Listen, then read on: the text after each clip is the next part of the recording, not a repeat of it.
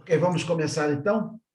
A nossa próxima palestrante é a professora Emanuela Recha de Souza Coelho, da Universidade Estadual da Paraíba, e vai falar sobre Exponential Stability for Transmission Problem of Non-Linear Viscoelastic Wave Equation. Professora Emanuela. Obrigada, professor Marcelo. É estranho você me chamando de professora Emanuela. Bom dia a todos e a todas presentes. Então, primeiro eu queria agradecer a comissão pelo convite, parabenizar pela organização. Em especial, eu queria parabenizar a fala da professora Elizabeth na abertura do evento, porque é uma fala política, né? E a gente está em tempos muito obscuros, então é sempre importante que a gente se coloque nessa posição política em qualquer lugar. Eu vou falar um pouco sobre a estabilidade exponencial de um problema de transmissão não linear, da equação da onda, com viscoelasticidade, e eu vou apresentar o problema que a gente estudou, e depois vou contar um pouco do histórico, né, até a gente conseguir resolver esse problema e tentar pular as contas, né, contar mais o que é mais interessante. Então, nosso problema,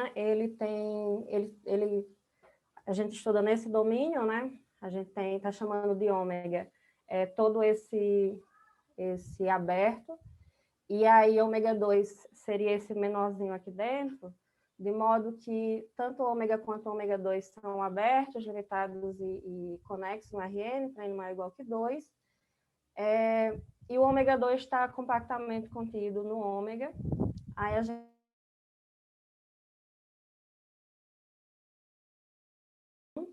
a fronteira do ômega 2 por gama 2, e aí a gente vai introduzir, vai definir como sendo ômega 1 a diferença entre ômega e o fecho de ômega 2. E aí, nesse caso, com essa configuração, o ômega 1, a fronteira dele é constituído pela união das duas fronteiras, né, que é de gama 1 e gama 2.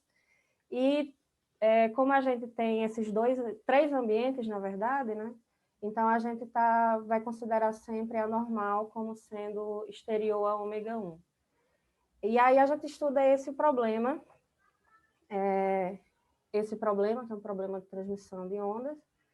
Aqui a gente tem essa equação no ômega 1, né, só naquela parte de fora. Essa equação no ômega 2, e aí o problema de transmissão ele se caracteriza pelo acoplamento na fronteira, né, nessa fronteira que é comum aos dois ambientes. Então, o acoplamento entre as duas equações ele acontece na fronteira a partir dessas duas equações aqui que a gente chama de condições de transmissão. Além disso, nesse ômega 1, a U ela também tem que satisfazer que ela é zero nessa fronteira de fora. Aí, a gente tem esses dados iniciais, e aí, como a gente está trabalhando aqui com essa memória com história, então a gente tem um ingrediente extra, né, que é a história passada da função U.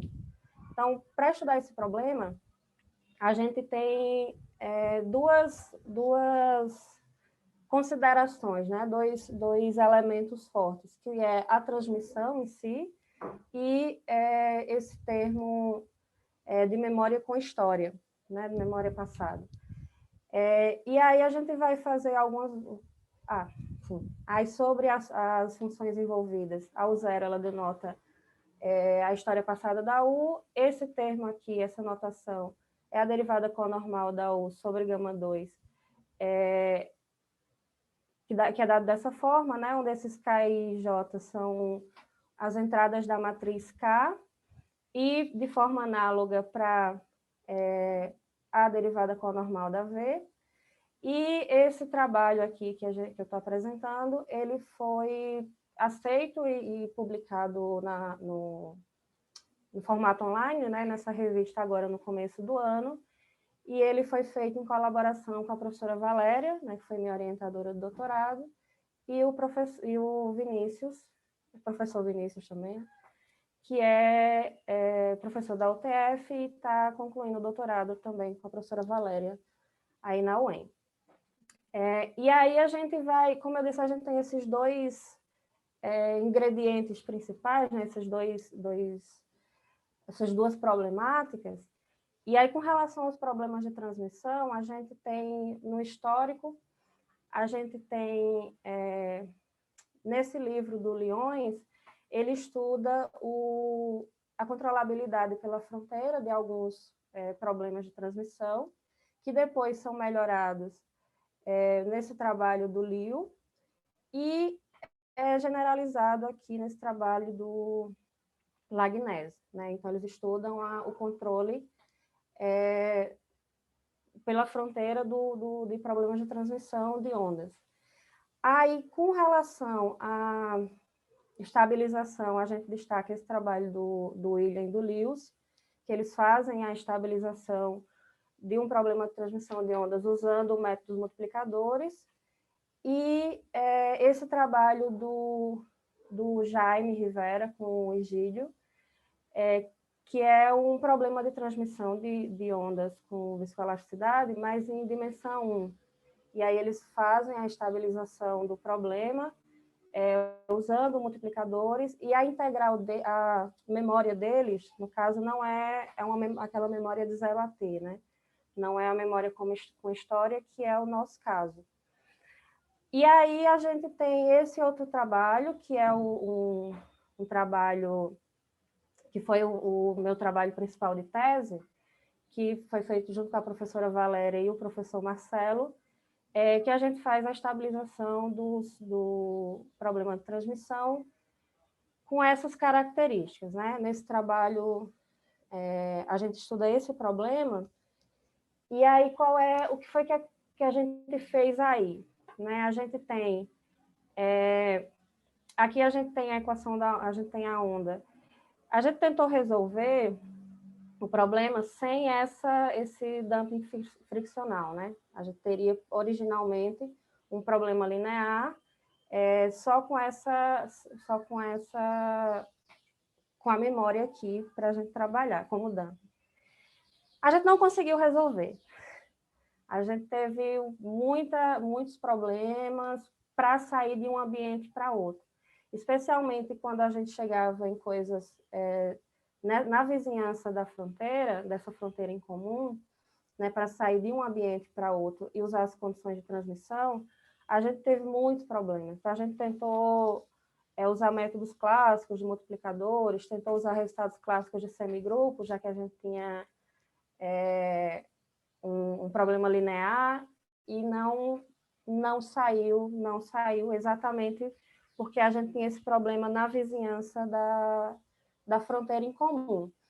E aí a gente estava estudando resultados de medida de defeito e análise microlocal, e aí, para usar esses resultados, né, a gente precisou inserir esse dumping friccional nas duas equações, de modo que essa função B ela fosse positiva numa vizinhança dessa fronteira em comum, né? E a parte de dentro, na parte que essa vizinhança, onde a B é positiva, na vizinhança dessa fronteira, que intercepta o ômega 2, de modo que ele controle geometricamente todo esse conjunto. Com isso, a gente conseguiu usar os resultados de análise microlocal para conseguir estabilizar esse problema. Só que aí faltava a proposta original, né? Então, a gente foi tentar generalizar esse problema, e aí a gente conseguiu resolver esse daqui, tirando os dumpings friccionais, usando um problema auxiliar, né, que a gente vai ter o dumping friccional para poder usar os argumentos de análise microlocal e os argumentos que para a gente agora funciona depois de todo o sofrimento da primeira vez. E aí a gente agora, aí a gente conseguiu resolver usando esse problema auxiliar, né? Então, esse é o histórico, como a gente chegou na solução do nosso problema, ou na estabilização do nosso problema. E aí, sobre o termo de memória com história, aí o Eduardo já deu umas pinceladas boas na apresentação dele, mas eu vou só chamar a atenção novamente, que a gente tem usar mudança de variáveis, que foi introduzida por Dafermos aqui nesse trabalho de 1970, e aí diversos autores vêm trabalhando com a mudança, ou uma mudança adaptada ao seu contexto, né? E aí a gente destaca os trabalhos do Vitorino Pata e os seus colaboradores, inclusive o Eduardo citou muito ele também. E aí a mudança de Dafermos, ela, para o nosso contexto, ela é dada pela seguinte, da seguinte forma. Então, a gente vai introduzir essa nova variável, né, que a gente está denotando por eta, que agora é uma função de 3 variáveis, e a gente está denotando eta como sendo essa diferença aqui. E aí, usando essa mudança de Dafermos, a gente chega no nosso problema, que é equivalente ao problema original, só que agora com a variável eta também incluída. Então, a variável eta ela entra aqui e entra na nossa condição de transmissão. E para dar a equivalência do problema, aí a gente tem essa equação extra aqui, que não existia antes, que ela é quem vai permitir que a gente volte para o problema original, né? Aí, como a gente está num ambiente não tão comum, né? Não muito comum, porque a gente vai, às vezes, usar a função definida no conjunto todo, no ômega todo, e, por vezes, a gente vai tratar da função num pedaço e no outro pedaço. Então, a forma os espaços que a gente vai trabalhar, eles têm que estar adequados para a gente fazer essas mudanças de forma conveniente, sem fazer nada ilícito, né? Então, para fazer isso, a gente vai introduzir alguns espaços, já primeiro tem que colocar as hipóteses que eu esqueci, as hipóteses sobre assunções, a gente vai, sobre a G, são a hipótese clássica, né? As ROIs satisfazem essas condições para a gente ter produtos internos, e como eu falei, a gente vai ter espaços adequados, então todas essas funções vão estar nos espaços, então elas precisam de espaços adequados, precisam ter características adequadas, e as matrizes K e Q satisfazem essas condições, certo? E as não linearidades, a priori, para essa primeira parte, que seria estudo da existência, a gente pede só que elas satisfaçam essas condições, né? Sejam de classe C1, 0 no 0, e satisfaçam essa desigualdade aqui. Então, para P maior ou igual que 1, quando N for igual a 2, e P nessas condições para N maior ou igual que 3. E aí a gente vai introduzir os espaços funcionais adequados para o nosso problema, né? Levando em consideração que a gente tem 3 ambientes, vamos dizer assim, né? Que é o ômega 1, o ômega 2 e o ômega, e levando em consideração esses coeficientes que aparecem no nosso problema. Então, a gente vai denotar por L2 dessa forma o cartesiano, L2 de ômega 1 e L2 de ômega 2, e o H1, assim como sendo esse cartesiano. E aí a gente introduz esse espaço aqui, que é o H1 de gama 1, que são os pares, né? Que a primeira entrada está em H1 de ômega 1 e a segunda em H1 de ômega 2, de modo que a restrição da primeira entrada, a fronteira de fora, né? O traço zero na fronteira de fora é 0 e elas coincidem na fronteira de dentro, que é das condições do nosso problema, né? E aí a gente prova que esse espaço aqui, ele é equivalente, ele é isomorfo a um subespaço fechado do H01. E aí, com isso, do H01 do ômega todo, no caso, né? Considerando, se eu defino uma função φ, sendo AU em ômega 1 e AV em ômega 2, e essa φ ela vai estar em H01 de ômega.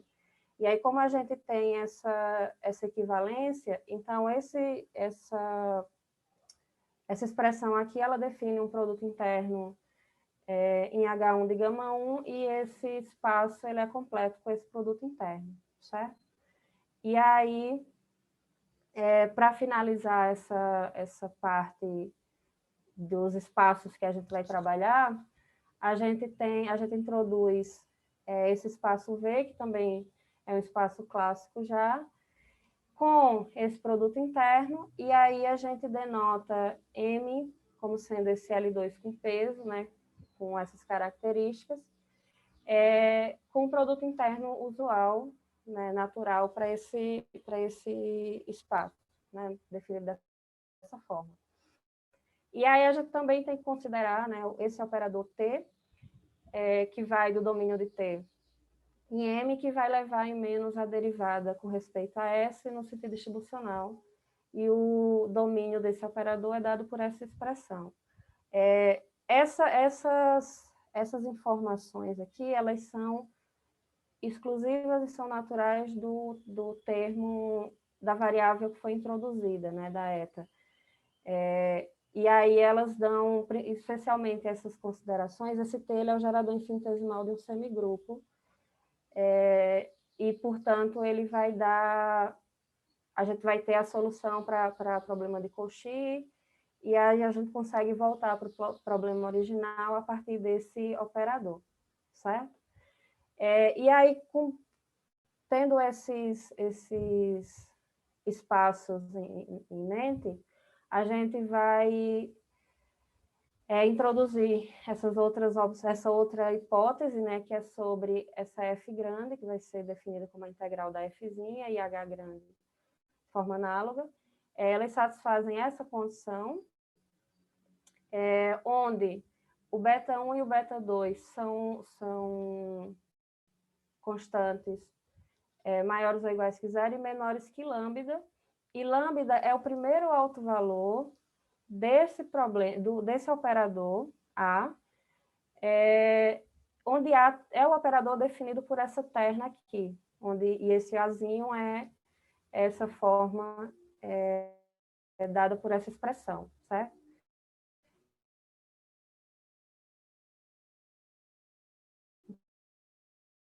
Então, a gente tem essa hipótese. Aí, isso, o nosso base é esse espaço que a gente está denotando por esse H, esse H diferente aí. Então, ele vai ser o H1 de gama 1, cartesiano L2, cartesiano N. Aí, considerando o operador L definido, cujo domínio tem essa estrutura, e dado por essa expressão, aí a gente prova que ele é M dissipativo, e aí, portanto, ele é gerador de um semigrupo de contrações. Aí a gente também prova, definindo o F grande, F em negrito, né, com essa cara, a gente prova que essa F com essa estrutura é localmente Lipschitz, e aí, pelos resultados de teoria de semigrupos, a gente tem a existência de solução do nosso problema. Então, para resolver isso daqui, a gente usa somente os resultados de semigrupo.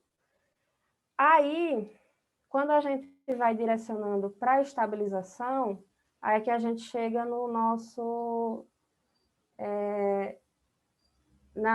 nas problemáticas maiores, né, obviamente. Então, como a gente não consegue resolver diretamente, ou pelo menos a gente não sabe, né, pode ser que dê para resolver. Como a gente não consegue resolver, não sabe resolver diretamente o problema, então a gente vai introduzir um problema auxiliar, de modo que a sequência de soluções do problema auxiliar converja para a solução do nosso problema original. E aí a gente estabiliza esse problema auxiliar, no limite, a gente vai ter o resultado que é para a estabilização da energia do problema original. essa ideia de usar esse problema auxiliar, ela foi inspirada nesse artigo desse cara, que quando chegar no final mostra a referência, e aí foi inspirada no trabalho dele e seus colaboradores, e aí então a gente vai considerar um elemento, aqui era pertence, a gente vai considerar um elemento do nosso espaço de fase, e como o domínio do nosso operador é denso, então a gente considera uma sequência de elementos aqui que convergem. Essa sequência de elementos vão ser os dados iniciais desse problema auxiliar. E aí a gente inclui, né, acrescenta aqui a parte friccional nas duas equações, que a priori é o que a gente sabe resolver, né? Ou pelo menos a gente tem ideia de como resolver. Então a gente acrescenta esses dampings e aí tem as devidas adaptações, né, para H e para F, para a gente ter a convergência. Então, a gente vai definir essa FK e essa HK com essa cara aqui. Então, a FK tem essa configuração, a H tem essa. E aí elas são funções globalmente Lipschitz. Então, com essa configuração aqui, usando os resultados de semigrupo, seguindo a estrutura do que a gente fez anteriormente, né, fazendo as devidas adaptações, a gente garante a existência de solução para o problema auxiliar, e aí a gente encontra a solução para o problema com a regularidade que vem do resultado de existência, e esse é o funcional, a funcional energia associada ao nosso problema auxiliar. Então, a gente também, o interesse também seria passar o limite nele para a gente ter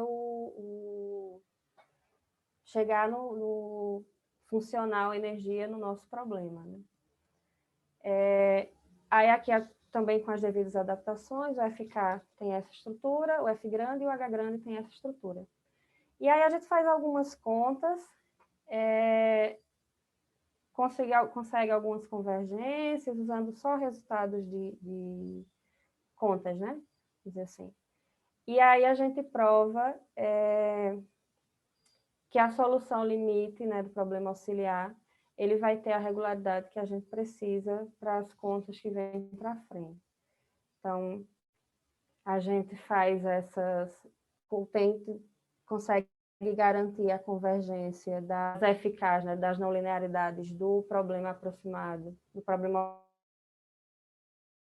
auxiliar para contas, e a gente chega no que a gente queria, né, que era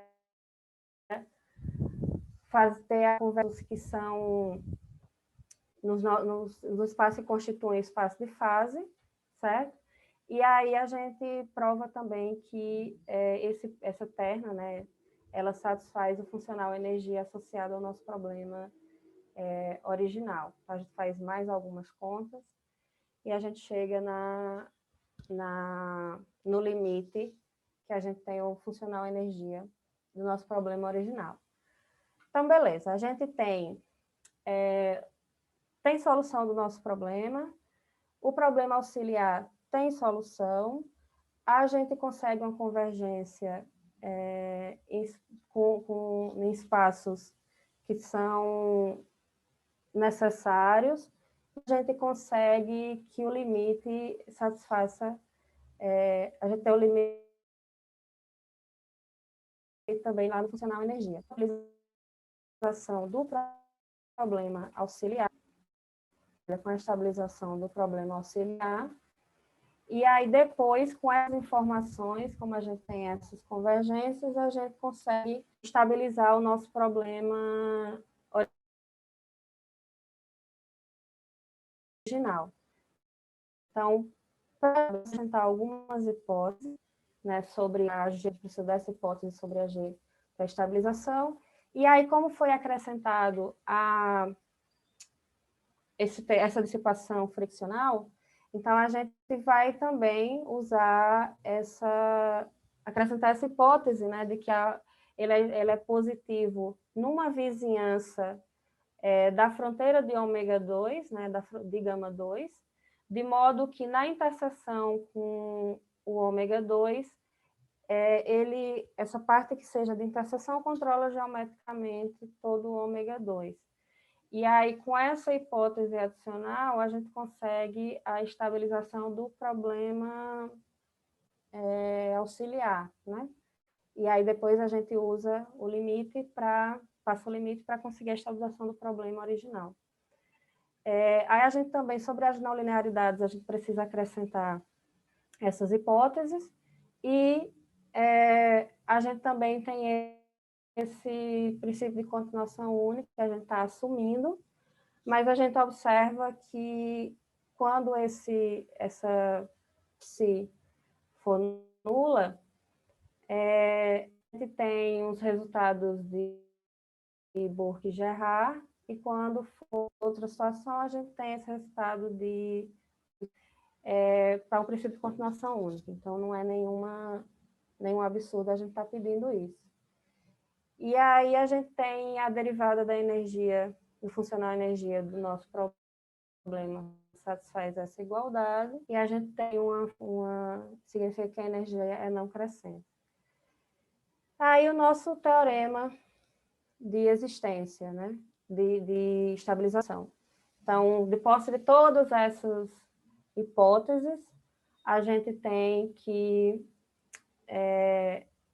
a energia satisfaz essa desigualdade e, portanto, a gente tem a estabilidade exponencial. A gente faz a estabilização da energia do problema aproximado, do problema auxiliar, usando argumentos de contradição. Então, a gente supõe que que não vale a desigualdade, e aí a gente usa argumentos faz algumas limitações, usa argumentos de compacidade, de convergência, um monte de coisa, e tem um argumento no meio. E aí a gente vai garantir essa convergência, né? A gente tem as limitações, a gente consegue garantir. Esse limite aqui, ele pode ser igual a zero ou diferente de zero, a gente vai estudar esses dois casos. Quando ele for diferente de zero, a gente pega essa solução, né? A solução desse problema aqui, aí a gente agora tem um outro problema aproximado. E aí a gente vê isso aqui tanto é nos espaços, porque às vezes a gente trabalha no ômega todo, às vezes a gente trabalha... e aí, usando argumentos clássicos, a gente consegue chegar e o princípio de continuação única, a gente chega na seguinte contradição, né, que é lambda é menor do que lambda, que vem esse lambda aqui é o primeiro autovalor lá do operador definido por aquela terna. Então, a gente só está fazendo conta aqui, né, a gente precisou do princípio de continuação única aqui para garantir essa convergência forte para zero, né, para garantir que o limite seria zero, e aí a gente chega na contradição para o caso em que o limite seria diferente de zero. O segundo caso, que é as funções limite igual a zero, a gente define essas sequências auxiliares, aí elas são... esses daqui são soluções desse problema, e isso daqui vai nos dar que a energia associada a esse problema, ela vai ser constante igual a 1. E aí a gente tem que esse limite, a energia no zero, no caso. Então, esse limite é 1, porque no zero ela vai ser constante igual a 1. Aí o nosso objetivo é provar que a energia desse sistema, desse problema extra, né, mais um problema extra, ela vai para zero, e aí provando que isso daqui vai para zero, a gente chega na nossa contradição. Aí, para justificar que esse cara aqui vai para zero, aí a gente usa, enfim, faz as limitações, as convergências, chega, multiplica por quem for conveniente, e aí a gente usa, nesse momento aqui, a gente consegue que quase todas as partes, usando os argumentos clássicos e contas, a gente consegue que quase todos os pedaços da energia vão para zero, só que a gente não consegue diretamente esse termo. Então, a gente vai e usa os resultados de medida de defeito para garantir essa convergência, e aí a gente chega na expressão que a gente precisava, né? Então, fazendo algumas contas, a gente chega que cada termo da energia é zero, cada termo da energia é zero e os outros estão para trás, e aí a gente chega que esse limite aqui é igual a zero. Como esse limite é zero e esse limite era igual a 1, então a gente chega na contradição que a gente queria, né? E aí, usando isso daqui e pelas convergências que a gente tem, pela aproximação que a gente tem do funcional energia, a gente chega na estabilização do nosso problema original. Os resultados, como eu já listei as referências da primeira parte, então, para a parte da estabilização, aí a gente tem esse trabalho do Bourque e do Gerard, né, que tem a parte da continuação única e algumas outras coisas. A gente tem esse daqui, a continuação única quando aquela psi for não nula. O trabalho do Gerard de medida de defeito microlocal, e esse daqui é o artigo que a gente se inspirou para fazer o problema auxiliar, certo? E esse daqui é a referência desse trabalho, né, que eu apresentei agora, que foi aceito e está disponível online desde o fevereiro, março, por aí. Então, obrigada pela atenção e estou disponível. Muito obrigado, Manu, pela excelente palestra. Parabéns. Passemos, então, a perguntas, observações, comentários. O microfone está aberto para quem quiser.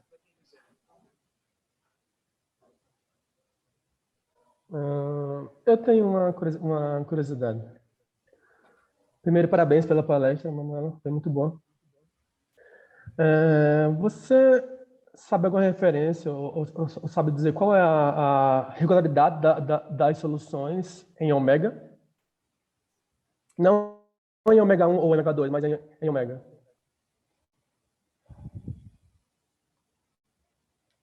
Para o par, porque a gente vai ter o H1 de gama 1, ele vai ser equivalente ao H01. Então, a gente vai ter pelo menos nele, mas eu não vou saber, porque como a gente está resolvendo o problema auxiliar, então pode ser que tenha mais, que a gente consiga mais coisas. Como a gente está resolvendo o problema equivalente, o problema equivalente, a eta, ela está definida somente no ômega 1, e ela tem muita informação sobre ela, né? Tá. Então, a gente teria, ao ver, a gente teria que fazer as adaptações. Pelo menos, em H1, em H01 tá, né? No caso aqui, é equivalente ao H01. Então, pelo menos em H01 ela estaria. Tá, no caso, em todo... Aí eu não sei do ômega todo. Porque esse cara aqui, ele é considerando a função φ, né, que é no ômega 1 e V no ômega 2, esse cara daqui, ele é equivalente a um subespaço fechado do H01. Então, no H0, tá, contínua. Agora, se tem mais, aí eu tenho que ver pelas propriedades da eta, porque eu vou ter coisas que só funcionam para ver o que é que eu consigo separar da U e da V. Tá, entendi. Perfeito. Muito obrigado. Mais alguma pergunta, observação, comentários? Eu tenho um. Pois não. Posso? Primeiramente, parabéns, Manu. Foi muito bom a palestra. Eu queria perguntar assim, no contexto localizado, tá? Você fez a mudança do Dafirmos, aí você tem um problema autônomo e você tem um semigrupo associado à solução, né? Tanto que quando você finaliza a observabilidade, você tem que fazer as iterações para obter o decaimento exponencial, se eu não me engano, né? Pelo fato de ser semigrupo. Mas, por exemplo, você sabe, né, se existe alguma técnica de semigrupo, focada semigrupo, que você pode utilizar para atacar localizado sem apelar para observabilidade, por exemplo?